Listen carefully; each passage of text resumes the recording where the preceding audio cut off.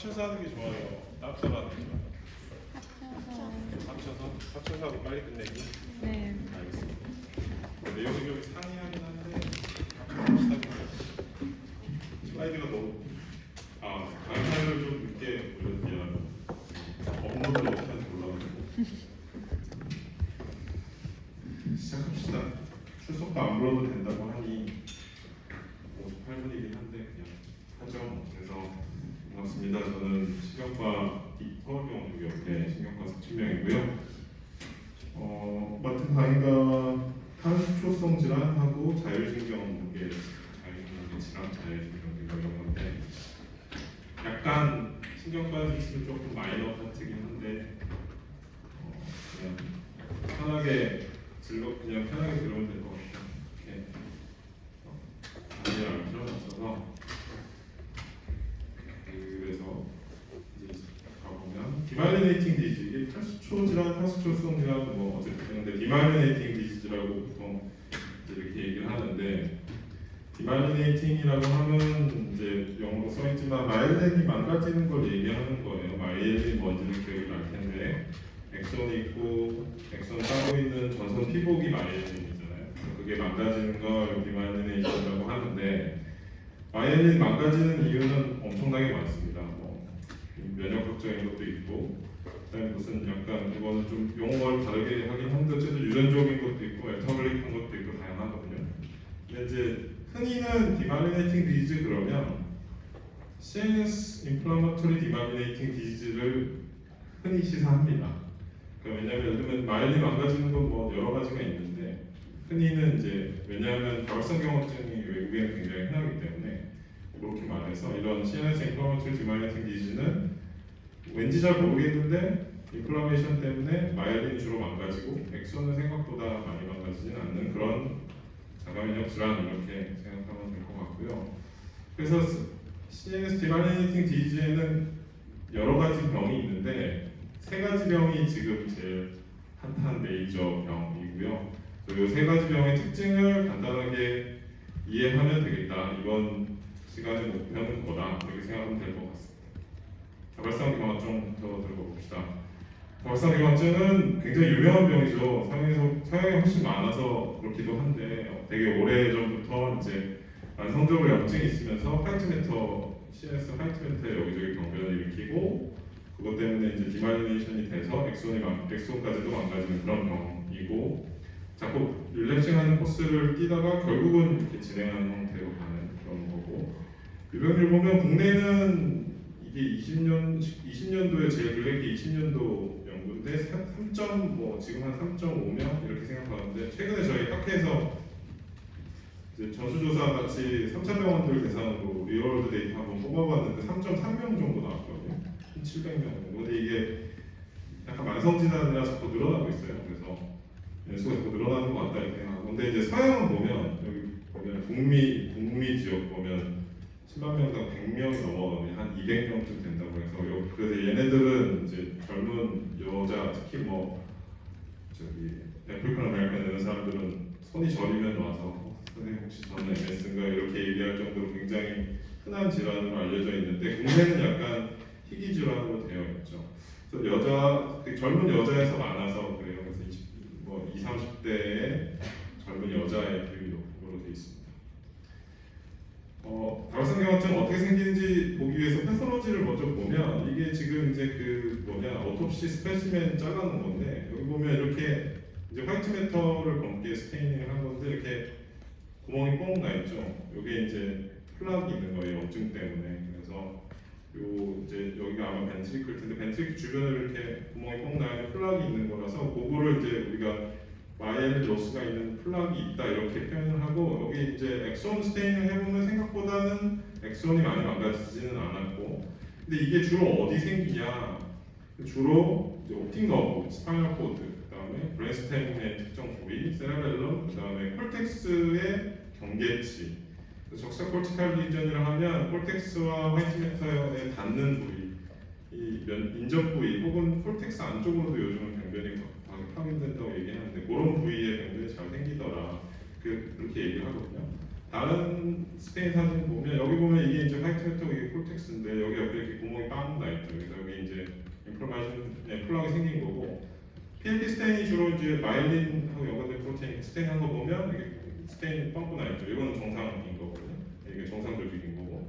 그리고 근데 실버 스테인의 이제 액션은 생각보다 많이 망가져 있지는 않은 것 같고 약간 이제 뭔가 인플라메토리 셀들이 좀 있는 것 같고 그런 형태죠.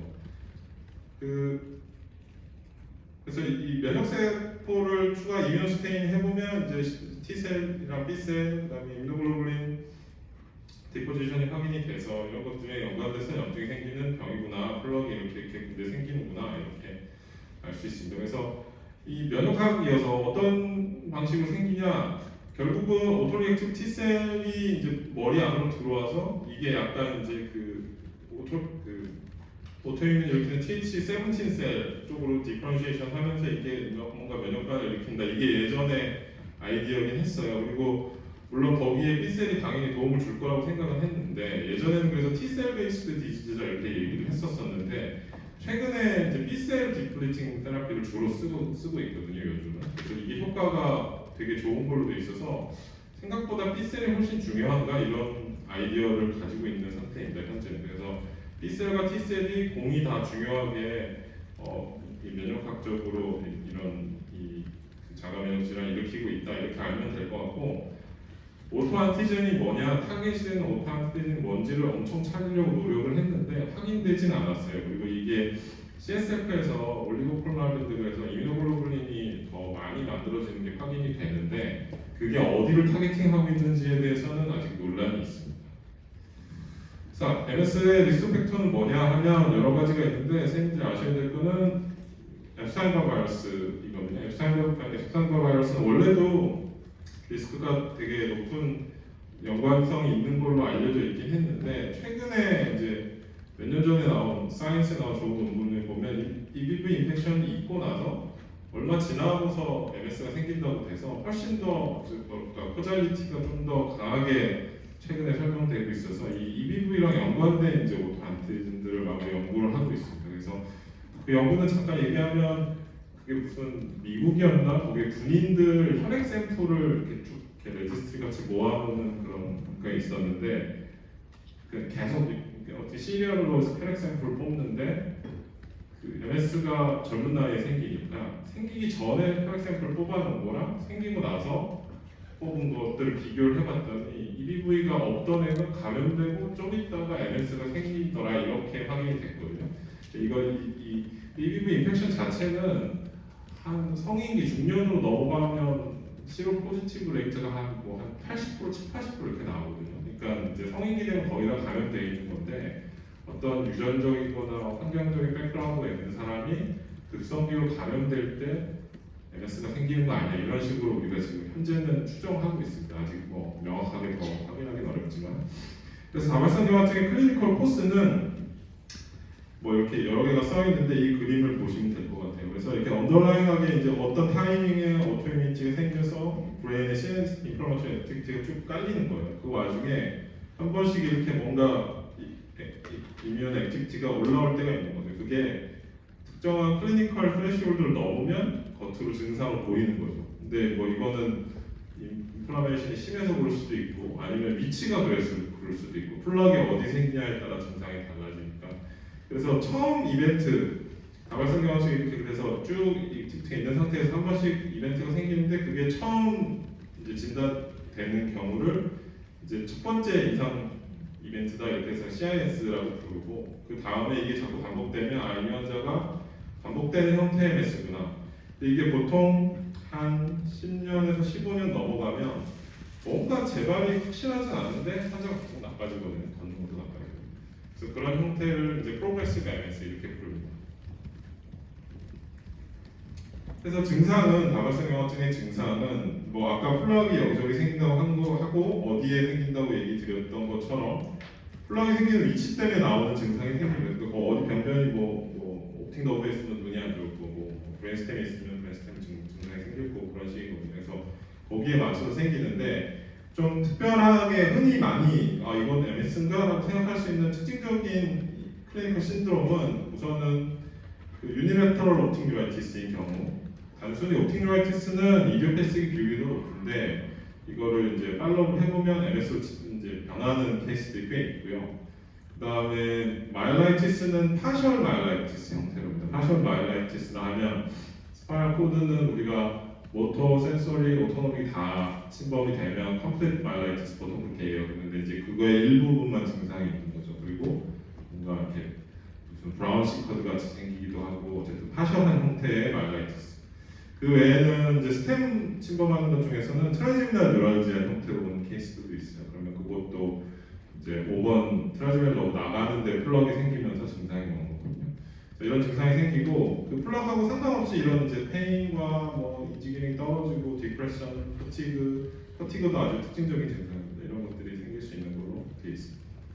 자, MRI는 아까 그 패솔로지에서 봤던 거랑 비슷하겠죠. 그래서 화이트매트에 여기저기 플럭이 있고 그게 보통 한 3mm 이상의 약간 오보이드 쉐입으로 이렇게 생기는 게 특징이고 약간 주변부를 이렇게 오픈 링 이넨스가 되는 게 특징이다 이렇게 돼 있습니다. 그리고 요거는 이따가 사진 보여드릴게요. 그래서 보시면 이거는 제 환자 중에 한 명인 건데 이렇게 화이트매터에 이렇게 MR을 배워서 이게 지금 플레어 사진이거든요. 어느 정도 알죠? 그래서 안쪽에 화이트매터에 이렇게 플락이 이렇게 있고 그리고 여기는 브레인스템에 이렇게 리전이 있네요.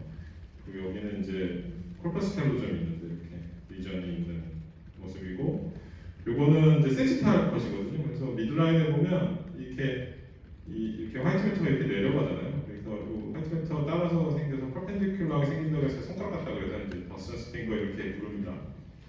그 다음에 이넨스는 한 거 보면 이렇게 약간 주변부로 이렇게 이넨스가 되는 형태를 보이죠. 그 다음에 코드는 변변이 생기면 아까 파셜 마이라이티스 생긴다고 그랬는데 이게 이제 서비컬 스파인 코드 MR인데 T2인데 보면 여기 변변이 있고 엑시얼 컷 자르는 거 보면 전체를 다 안 먹고 이렇게 잘라서 탱을 먹었잖아요. 파셜 마이라이티스의 형태가 이런 식으로 여기는 이제 오른쪽만 먹었네요. 이런 형태의 MR 변변이 보일 수 있다. 그러면 MS인 거다. 그래서 진단을 어떻게 할 거냐? 그래서 진단은 그러니까 그냥 컨셉만 말씀드리면 써 있는 것처럼 그러니까 CNS 주로 화이트매터에 여기저기 변변이 생기는데 다른 걸로는 설명이 안 된다 그거거든요.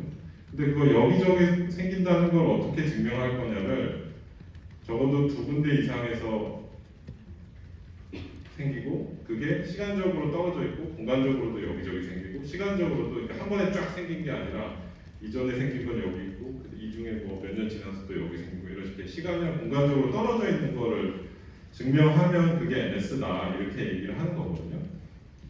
근데 요즘 트렌드가 자꾸 빨리 진단하는 쪽으로 가고 있어요. 왜냐하면 약을 빨리 쓰면 빨리 쓸수록 좋아진다고 해서 빨리 진단하고 약을 빨리 써서 초반에 또 빨리 쓰는 것뿐만 아니라 센 약을 써서 확 치료하는 게 요즘 트렌드거든요. 그래서 가이드라인이 계속 바뀌고 있는데 얼리 다이그노시스 하는 쪽으로 가고 있습니다. 그래서 지금 아주 따끈따끈한 지난달에 9월달에 나왔나? 그래서 24년 리비전이 나왔어요. 진단 리비전이. 그래서 이걸 선생님들이 알 필요는 없는데 진단 컨셉이 어떤지는 알면 돼요. 그래서 아까 얘기 드린 것처럼 이 맥도날드 크라이테리아라는 다발성 양화증 진단 기준은 이런 게 프린시플이에요. 그러니까 시간적으로 퍼져 있다.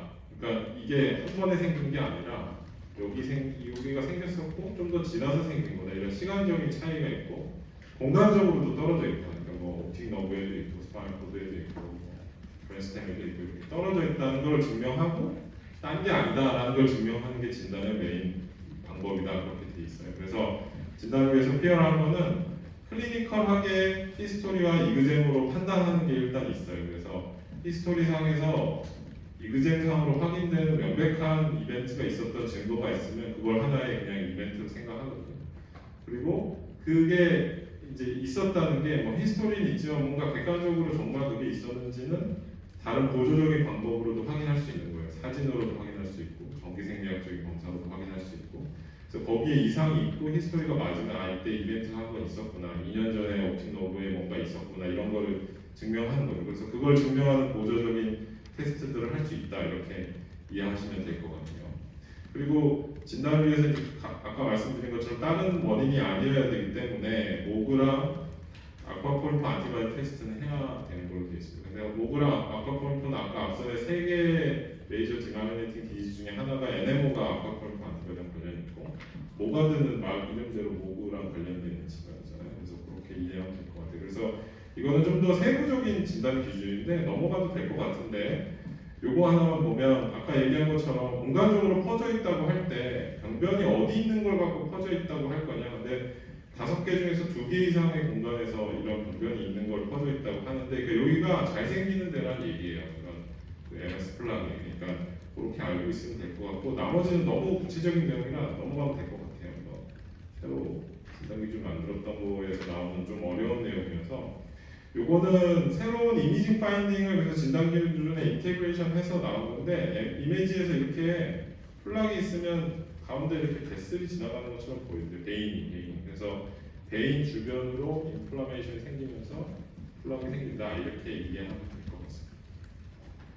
그래서 아까 각별 진단은 이런 것들이 있다 보면 될 것 같고 그래서 아까 보여드렸던 그림에서 이제 좀 더 이해를 해보면 MS가 처음에 어떤 어택이 왔어요. 사람, 나 선생님 저 오른쪽 팔에 감각이 없어요. 그래서 마일라이티스가 파셜 마일라이티스 있네. 그러면 그걸 우리가 이제 한 번의 이벤트인 건데 이게 뭐 딴 거라고 생각하면 CIS라고 할 수 없겠죠. 근데 이게 뭔가 MS인 것 같다. 그러면 CIS인가 보다 이렇게 생각하는데 그게 이밸루에이션을 쭉 했더니 여기저기 퍼져 있네. 그리고 시간 차이가 있는 게 확인되네. 그러면 우리가 그걸 맥도날드 크라이테리아에 맞는 MS라고 진단을 하는 거예요. 근데 그러면 이벤트가 한 번 있었는데도 진단 기준을 만족할 수 있거든. 아무리 조건을 보면. 그러고 나서 계속 재발하는 형태로 가면 이게 클리니컬리 데피니트한 MS다 혹은 릴랩싱 레미팅한 MS다 이렇게 진단을 하는 거죠. 근데 아까 얘기 드렸던 것처럼 10년에서 15년 지나면 얘가 재발 없이 막 프로그레션 하거든요.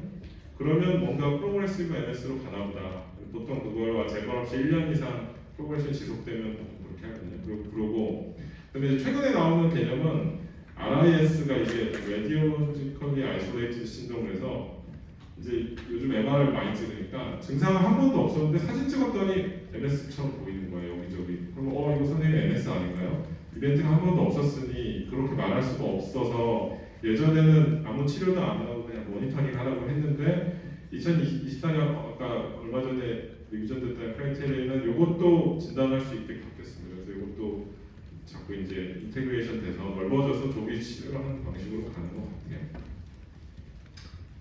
똑같은 얘기인 것 같고 그래서 2차 진행형 MS는 어떤 거냐면 아까 10년에서 15년 지나고 나면 뭔가 재발은 없는데 자꾸 나빠져요. 그래서 주로 나빠진다고 판단하는 건 게이트거든요.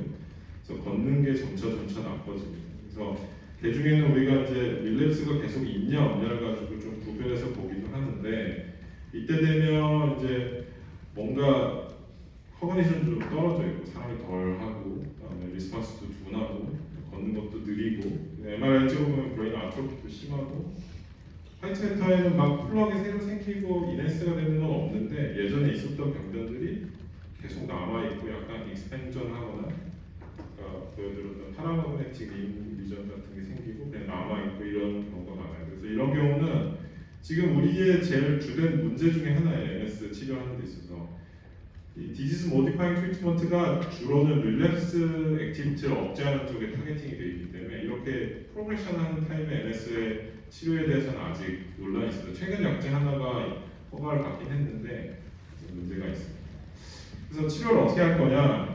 급성기, 아까 전에 그래프를 생각해보면 이렇게 릴랩스 액티비티가 올라가서 그 임상적으로 증상이 나왔을 때 그때는 그냥 보통 스테로이드 씁니다. 보통은 MS는 릴랩스 자체가 그렇게 심하게 안 오기 때문에 스테로이드 쓰면 대부분 좋아집니다. 심하면 뭐 플라즈마 엑스체인지나 알리아제 쓸 수 있다고 돼 있지만 대부분 그냥 좋아져요. 근데 그 다음에 더 중요한 건 프리벤티브 트리트먼트인데 그러니까 디지즈 모디파잉 테라피 이렇게 표현하죠. 그래서 이거를 어떻게 약을 써서 얘가 더 재발을 안 하게 할 거냐 이거거든요.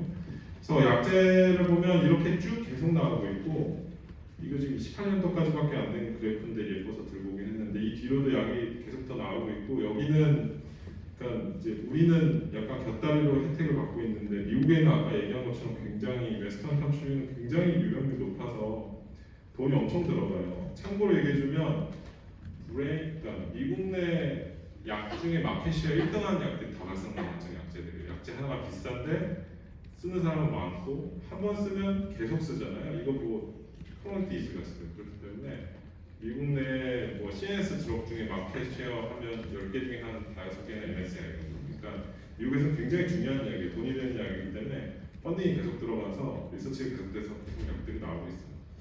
그래서 국내에서 쓸 수 있는 약은 이 정도거든요. 지금 거의 너무 많이 최근에는 많이 들어와가지고 옛날에는 약이 몇 개 없었는데 그래서 이제 퍼스트 라인, 그다음에 세컨드 라인, 기타 등등 이제 이거는 약간 이면을 날렸다가 다시 리컨스티튜션 하는 상태에 하는 치료이고 대표적인 약자는 뭐 인터페론이 많이 유명하죠. 근데 이건 아주 옛날부터 쓰던 거고 요즘은 이제 빨리빨리 2차 약자로 넘어가자 이렇게 하는 추세예요. 그래서 보통 이제 CIS 혹은 이제 우리는 보험 문제가 있어서 이제 그 맥도날드 MS에 합당하면 약제를 스타트를 하고요.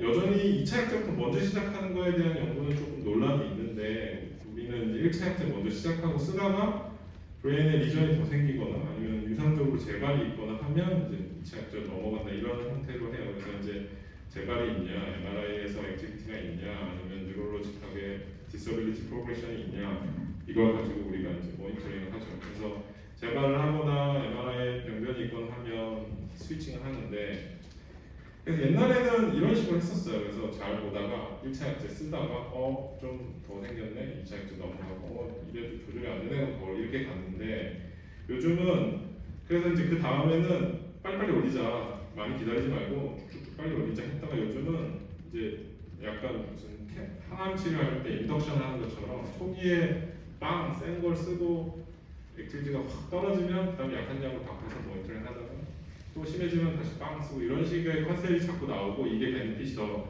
장기적으로 더 좋다는 얘기가 나오는데 국내는 아직 이렇게 못하죠. 보험 문제도 있고 약이 꽤 비싸기 때문에 그렇게는 못하고 있습니다. 그래서 이렇게 바뀌지 않을까 이렇게 생각을 하고 있습니다. 거의 있는데 그래서 이게 이렇게 이제 치료를 하는데 내추럴 히스토리를 보면 아까 얘기 드린 것처럼 이렇게 재발하다가 어느 시점에 되면 쭉 나빠져요. 이게 이제 디서빌리티가 위로 올라가면 더 심해진다고 생각하면 되거든요. 그래서 그게 대략 한 옛날 고시적인 스터디가 뭐 15점 몇 년인가 그랬을 거예요. 그래서 이거 넘어가면 뭔가 이렇게 되고 그러면 아까 얘기한 것처럼 브레인 볼륨은 쭉 줄어들고 디지즈 버든이 이렇게 올라가고 환자가 그냥 장애인 같이 일상생활도 못하고 집에만 있는 분도 있고 뭐 옵팅거트 심한 분은 눈도 잘 안 보이기도 하고 그렇거든요. 그래서 되게 어떻게 보면 컨트롤이 잘 안 되면 되게 이제 슬픈 병인데 또 초기에는 잘 쓰면 이거 자꾸 미룰 수 있다고 해서 치료가 되는 병이라 이제 앞으로 많이 해야 된다 이렇게 생각합니다. 케이스 하나 가져왔는데요. 여기는 이 환자는 내가 중간부터 봤던 환자인데 37세 옵팅라이티스 진단이 되고 이제 한 6년 이 시절만 해도 약이 별로 없었거든요. 그래서 이제 인터페로부터 쓰기 시작한 것 같아요. 그러다가 요때쯤 나랑 만난 것 같은데 그래서 이제 말라이티스 생기면서 해서 이제 먹는 약으로 바꿨어요. 이게 이제 약간 한 1.5차쯤 되는 약이거든요. 그러다가 이제 뭐 재발은 잘 모르겠는데 자꾸 스테로이드 달라고 그러고 힘들다고 하고 허리는 나빠지고 허리 수술도 하고 이게 그 25피트 워킹 타임 테스트라고 25피트가 한 7점 몇 미터 될 거예요. 그거를 걷는데 걸리는 시간을 재는 건데 빠른 젊은 사람들 한 4초? 뭐 4초 반 걸릴 것 같은데 이렇게 걸려요. 이렇게 하다가 결국은 지금 이제 2차 약제 쓰고 있는 이런 사람이거든요. 이 사람 걷는 건 이게 나빠 컨트롤이 안 된다 이렇게 됩니다. 그러니까 이 사람이 지금 이게 EDSS 6점, 그러니까 혼자 단독 보행이 안 될 때거든요. 그러니까 이렇게 겨우 걷는 거예요. 피청피청하다. 그러니까 돌부리라도 하나 있으면 빠랑은 넘어지죠. 그래서 참 이건 병이다. 그래서 치료를 잘 해야 된다. 다음에 빨리빨리 갑시다. NMO입니다. 병이 다 비슷해서. NMO는 무슨 병이냐? 뉴로말라이티스 옵티카 스펙트럼 신드롬. 그래서 눈이랑 척수에 염증이 생기는 병이에요. 똑같이 그 디마이리네이팅 혹은 인플라마토리 디마이리네이팅 플라그이 생기는 건데 이건 히스토리를 들으면 좀 도움이 돼서 얘기를 드리면 이 병이 옛날에 보고가 됐어요. 뭔지 모르겠지만 옛날에 보고가 됐는데 그냥 그런가 보다 하고 모르고 살고 있었는데 어느 시점에 이제 이게 NMO는 동양에서 많거든요. 그게 아까 얘기한 것처럼 MS는 서양에는 유병률이 엄청 높은데 NMO는 전 세계적으로 유병률이 비슷하다고 생각합니다. 그러니까 상대적으로 동양에서는 NMO가 많거든요. 그러니까 옛날에 일본에서 이런 거를 이렇게 보고 그랬어요. 우리는 MS인데 니네가 말하는 MS랑 달라. 우리는 머리는 별로 병변이 없고 옵틱 뉴라이티스랑 마일라이티스가 크게 오더라. 우리의 일본 재팬 스타일은 달라. 그래서 이걸 뭐 옵티코 스파이널 MS 이렇게 불렀었거든요. 그랬는데 2004년도에 이 NMO라는 병 환자 샘플을 모으던 미국의 연구팀에서 이거 자가항체가 있는 걸 발견을 했어요. 그리고 그게 아쿠아포린포라는 단백질을 타겟팅한다는 걸 발견을 했어. 그리고 나서 여기를 뒤져봤더니 이 환자들이 대부분 다 NMO였던 거야. MS가 아니라. 항체가 그때 그 페이퍼 스터디가 이 옵티코스파인 MS가 분류됐던 거에 한 80%, 70에서 80% 정도가 양성으로 나왔을 거예요. 그래서 이게 NMO였구나 이렇게 하고 이게 진단 기준이 나오면서 지금은 이제 2015년도 만든 진단 기준을 쓰고 있는데 유병률이 되게 들쭉날쭉해요. 모집단이 달라서 그런데 공이 큰 차이가 없다가 일반적인 컨센서스고 국내는 한 MS랑 비슷하죠. 한 3명 정도 이렇게 생각하는 것 같습니다. 그래서 이거는 아까 얘기한 것처럼 MS랑 다른 건 그 타겟팅하는 안티젠 타겟팅하는 그 스페시픽 오토안티바디가 있는 병이에요. 그래서 아쿠아포린4를 타겟팅하는 이뮤노글로불린 G가 양성으로 나오고 많게는 90%까지 양성으로 나오고 요즘은 시로 네거티브 NMOSD가 정말 있는 거냐에 대한 논란이 있을 정도예요. 그러니까 이 항체를 가지고 질환을 진단을 하는 거죠. 그래서 전체 그 인플라마토리 디마이팅 디지즈 환자들 다 모아갖고 안티바디 쭉 검사해보면 한 30%는 양성이 나오고 MS와 비교해서 훨씬 여자의 비율이 높고 나이가 많습니다.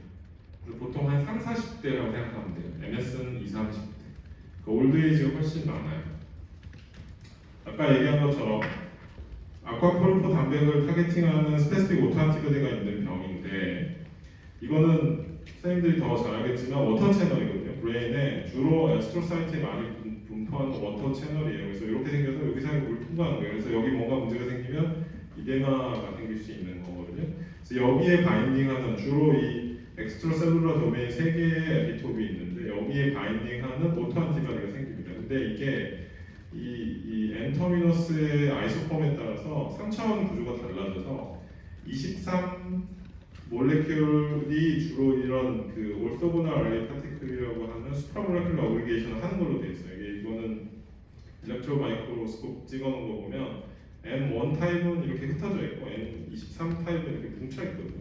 근데 이 M23 타입이 주로 브레인에 많아요. 그래서 브레인에 이렇게 바인딩하는 오토안티바디가 생겨서 병이 생기는 병이에요. 그래서 어떻게 됐는지 모르지만 어찌됐든 간에 오토이뮤니티가 생겨서 이 안티 아쿠아포린4를 타겟팅하는 오토 이제 플라즈마 블라스트가 생기면 그게 오토안티바디가 생기는 거죠.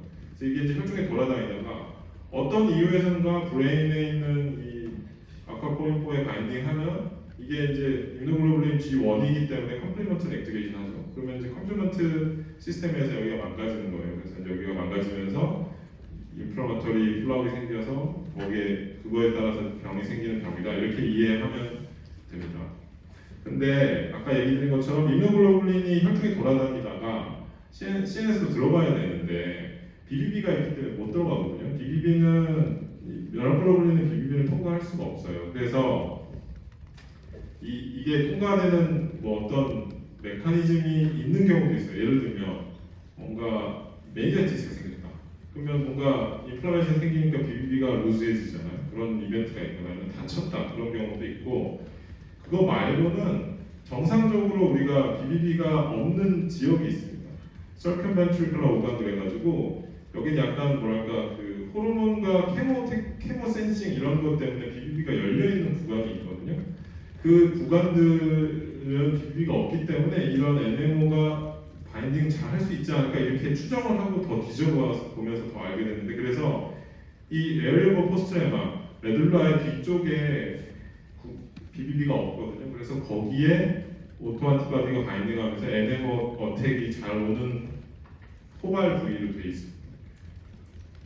그래서 클리니컬 신드롬이 흔하게 나오는 게 어떤 거냐?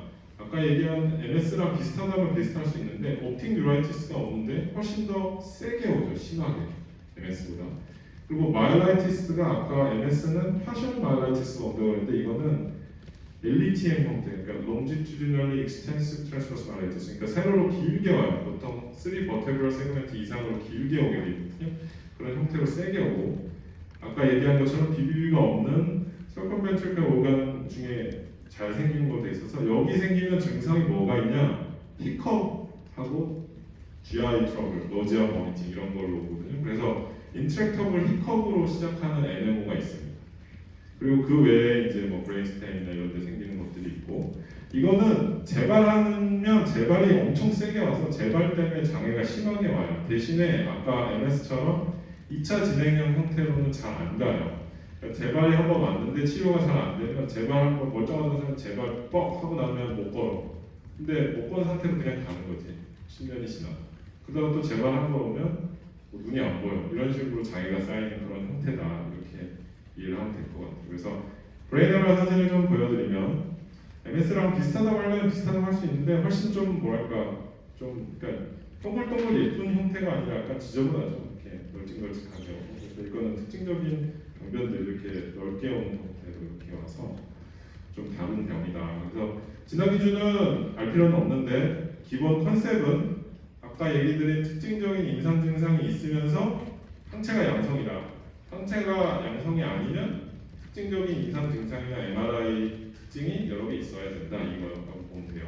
그래서 우리가 증상이 있는 상태에서 항체가 양성이면 그냥 진단을 하고, 항체가 음성이면 딴 게 뭐가 더 있어야 진단을 하는데, 이 뒤에 나올 모그라는 병은 어떻게 알려졌냐면 이거에 대한 항체도 어느 정도는 알고 있었는데 시로 네거티브 NMOSD를 포지티브랑 비교해봤더니 약간 임상상이 달라요. 그래서 이게 같은 병이 맞나?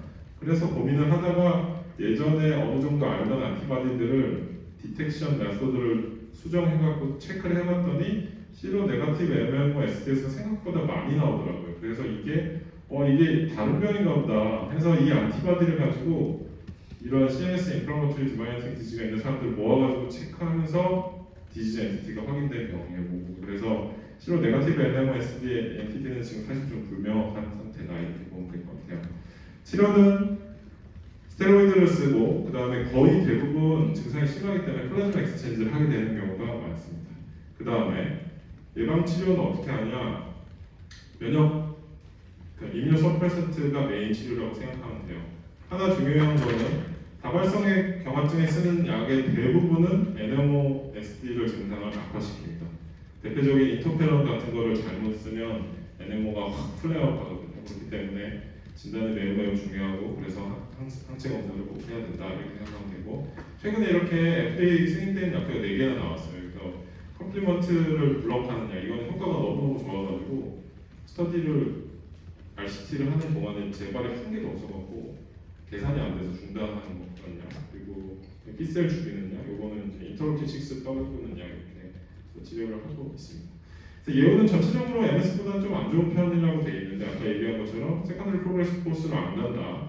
그래서 재발만 없으면 예후가 나쁘다고 할 수는 없는데 재발이 너무 세니까 이제 그것 때문에 환자들이 좀 공포에 떨면서 이제 생활하고 그런 경우다 이렇게 보면 될 것 같습니다.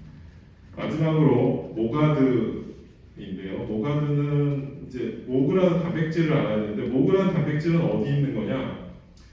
이 아까 여기 어디냐? 엑손의 마이엘린인데 마이엘린 쉬스 제일 바깥에 있는 단백질이에요. 그냥 이게 이제 기능이 사실 뭔지 정확하게 모르거든요. 근데 생긴 게 약간 이렇게 생겨서 옛날부터 이게 뭔가 면역성이 있을 것 같다. 이게 엑스트라셀룰러 도메인이 이뮤노글로불린 레이어 체인 도메인과 비슷하게 생겨가지고 약간 안티제니시티가 있지 않을까 해서 이제 안티바디에 대해서 어느 정도 알고 있었는데 아까 얘기한 것처럼 임상적으로 좀 이제 NMO랑 이렇게 구별되면서 다시 확 이제 중요성이 올라가서 질환이 확인된 병이에요. 생성되는 기전 당연히 똑같아요. 그러니까 안티바디 모그란 안티바디가 마이엘린에 붙어가지고 그거 이뮤노글로불린에 의해서 유발되는 면역성 때문에 망가져서 생기는 병이다. 그러니까 NMO랑 어떻게 보면 비슷하죠. 타겟팅하는 프로테인이 다른 오토 안티바디를 가진 병이다. 이렇게 보면 될 것 같아요. 이건 메서드가 이제 어떻게 수정되는지 얘기가 넘어가고. 그래서 임상적으로는 약간 달라요 NMO랑은. 그래서 남자 여자 비율이 약간 비슷하고 그 다음에 아까 NS는 젊은 여자, NMO는 약간 중년 여성 이렇게 본다면 모가드는 어린애들부터 어른까지 이렇게 공이 이렇게 넓게 분포하고 있어요. 그래서 애들한테도 꽤 많아요. 그래서 이건 소아과에서도 조금 많이 보는 병이고 또 하나 특징은 NS1, NM1 계속 재발한다 이렇게 생각하는데 이 모가드는 잘 모르겠는데 한번 확 하고 그냥 넘어가는 애들도 있어요. 그리고 재발하는 애들도 있어요. 그래서 이거 지금 계속 연구하는 토픽이에요. 어떤 애들이 더 재발 안 하지? 재발 안 하면 약 안 써도 되는데 약 써야 되나? 이런 거가 지금 제 주된 연구 토픽이고 그다음에 여전히 그 MS 같은 형태가 아닌 것 같다. 그래서 가장 흔한 임상 양상은 오팅뉴라이티스 형태예요. 그래서 오팅뉴라이티스 제일 흔하고 오팅뉴라이티스가 조금 다르거든요. 앞에 거랑 그래서 뒤에 좀 보여드릴게요.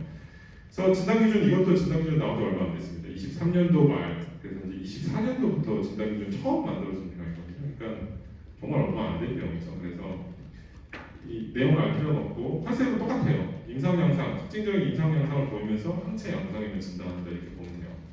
그래서 임상 양상 설명을 좀 더 드리면 모가드도 역시 옵티밀티스가 제일 흔한 프레젠팅 타입인데 공이 바이러털하게 훨씬 작아요. 그러니까 양적성 옵티밀티스, 옵티밀티스는 양쪽으로 가서 그건 그냥 단순 이디오패식이나 NS는 아닌 것 같은데 이렇게 생각하는 것 같고 이 펀더스를 보면 옵틱 디스크 스웰링이 이렇게 있어요. 그래서 이거는 이제 그러니까 뭐랄까 선생님들이 무슨 ICP가 올라가서 퓨필이 이렇게 되는 게 아니고 파필라이티스 그러니까 옵틱 너브 끝에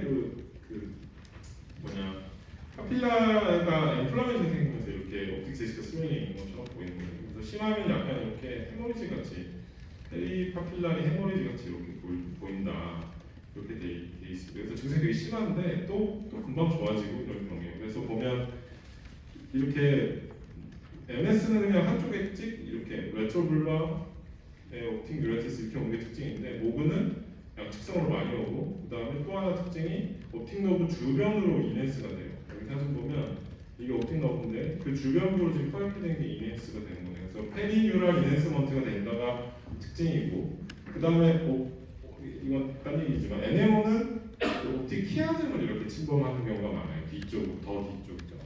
그래서 이렇게 차이가 있는 걸로 돼 있고 마일라이티스는 모가드도 이렇게 세로로 긴 형태의 마일라이티스가 많이 오는데 NMO랑 좀 다른 건 포누스 인벌브가 되게 흔합니다. 그래서 포누스가 뭔지 알죠? 스파이널 코드 끝나는 데잖아요. 스파이널 코드가 내려오다가 L1쯤 레벨 되면 끝나잖아요. 그 밑에는 다 복수줄기잖아.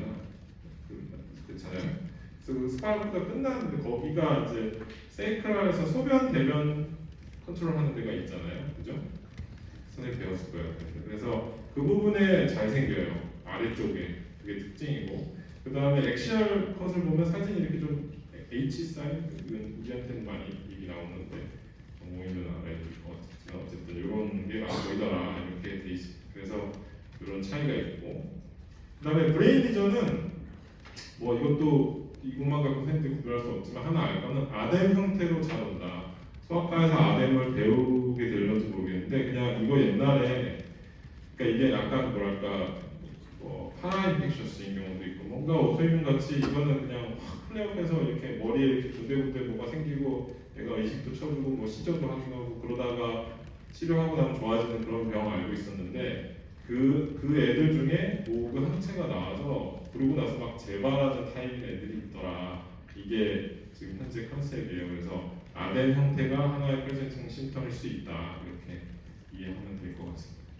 그 외에 이런 이상한 형태로 올 수 있고 그 다음에 또 하나 코티컬 엔세팔라이티스도 모브의 특징적인 형태인데 이렇게 이게 지금 그 콜텍스의 하이로 변하면서 이네스되고 여기 지금 브로드가 올라가 있고 이네스되고 시저하고 이런 거 이제 에필lep시 파트 시저한 쪽 선생님들 많이 보는데 이런 엔세팔라이티스 형태로 오는 모브도 꽤 있더라 이렇게 얘기를 하고 있습니다. 그래서 치료는 간단한 슬라이드인데 저희 최근에 학회에서 이제 가이드라인 같은 거 만들었는데 스테로이드 그냥 쓰고요. 그다음에 플라즈마 엑스체인지입니다. 치료하는 방식이 똑같죠. 그리고 면역 치료는 아직 그 질환이 생긴 지가 얼마 안 돼서 확인된 게 없어서 이제 그냥 일반적인 그 이뮤노서퍼센트를 써요. 그래서 아자시오프린, 마이코펜놀레이트, 그다음에 리투시마, 프로시리즈마 이런 것들 쓰고 있는데 이것도 이제 RCT 같은 게 많이 돌아가면 이제 가이드랑 FDA 승인되는 약도 나오고 신약도 나오고 그렇게 되겠죠.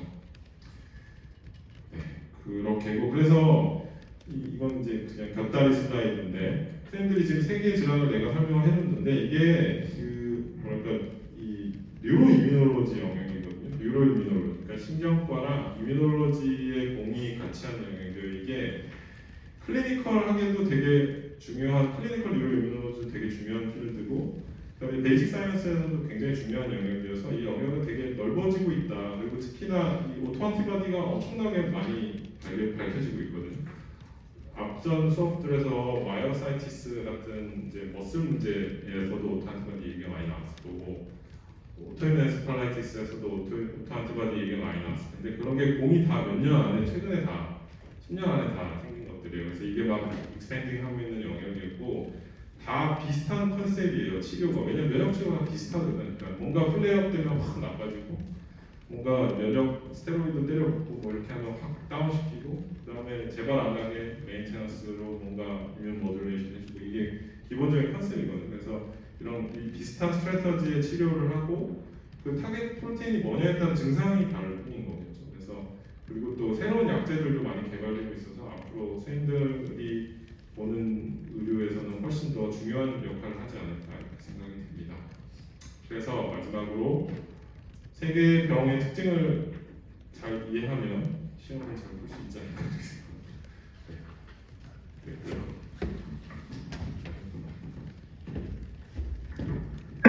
잠깐 질문하실 분.